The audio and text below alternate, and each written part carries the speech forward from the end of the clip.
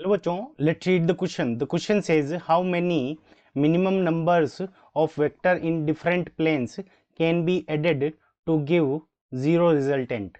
Option A 2, option B 3, option C 4 and option D 5. ठीक है बच्चों. सो इस क्वेश्चन के अंदर हमें क्या पूछा है कि हमें कितने मिनिमम वेक्टर्स रिक्वायर्ड रहेंगे कि हमारा जो रिजल्टेंट वेक्टर हो वो क्या हो, जीरो हो. सो अगर ऐसे वेक्टर्स को कितने मिनिमम वेक्टर्स को हम ऐड करेंगे, रिजल्टेंट हमारा क्या होना चाहिए, जीरो होना चाहिए. और सभी जो वेक्टर्स है वो हमारे क्या है, डिफरेंट डिफरेंट प्लेन में है.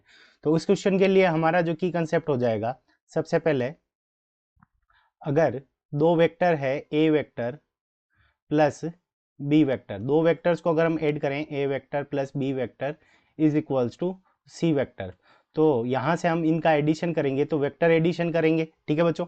और रिजल्टेंट हमारा कब जीरो होता है. ठीक है बच्चों. तो अगर हमारा ए वेक्टर और बी वेक्टर दोनों को ऐड करने पे सी वेक्टर आया है, सो सी वेक्टर और डी वेक्टर, सी वेक्टर और डी वेक्टर को अगर जोड़ने पे हमारा रिजल्टेंट जीरो कब आएगा, तब कंडीशन हमारी क्या होगी कि सी वेक्टर का मैग्नीट्यूड और डी वेक्टर का मैग्नीट्यूड क्या होना चाहिए, हमारा इक्वल होना चाहिए. रिजल्टेंट जीरो होने के लिए सी वेक्टर और डी वेक्टर का मैग्नीट्यूड इक्वल होना चाहिए. और सी वेक्टर की जो डायरेक्शन है उसके ऑपोजिट डायरेक्शन के अंदर हमारी क्या होनी चाहिए, डी वेक्टर की डायरेक्शन होनी चाहिए.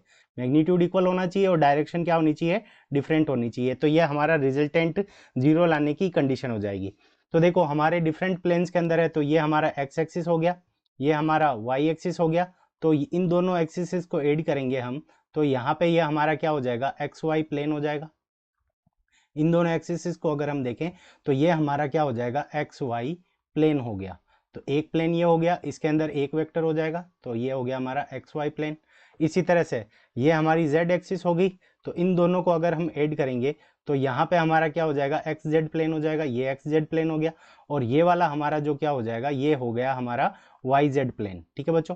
अब डिफरेंट डिफरेंट प्लेन के अंदर है, तो सबसे पहले हम एक एक्स जेड प्लेन के अंदर एक वेक्टर एज्यूम करते हैं, तो ये वाला वेक्टर हो गया हमारा ए वेक्टर. ठीक है बच्चों.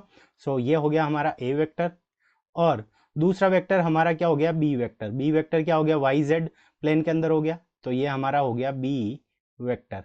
अब ए वेक्टर और बी वेक्टर को जब हम ऐड करेंगे तो इनका रिजल्टेंट देखो, तो सी वेक्टर की जो, ठीक है, हेड होगा वो बी वेक्टर के हेड के ऊपर आएगा, और सी वेक्टर की जो टेल है वो ए वेक्टर के हेड के ऊपर आएगी. तो ये हमारा क्या हो गया, सी वेक्टर.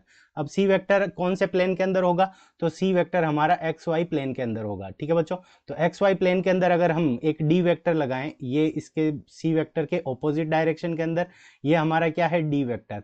और डी वेक्टर ऐसा है कि इसका मैग्नीट्यूड सी वेक्टर के इक्वल है और डायरेक्शन क्या हो गई, ऑपोजिट हो गई. तो टोटल नंबर ऑफ वेक्टर्स हमारे कितने हो गए, एक डी वेक्टर हो गया, एक सी वेक्टर हो गया, एक ए वेक्टर हो गया और एक बी वेक्टर हो गया. तो मिनिमम वेक्टर्स कितने रिक्वायर्ड रहेंगे, तो 4 वेक्टर्स रिक्वायर्ड रहेंगे. So option C is the correct answer of this question. I hope you understood it well. Best of luck. Thank you.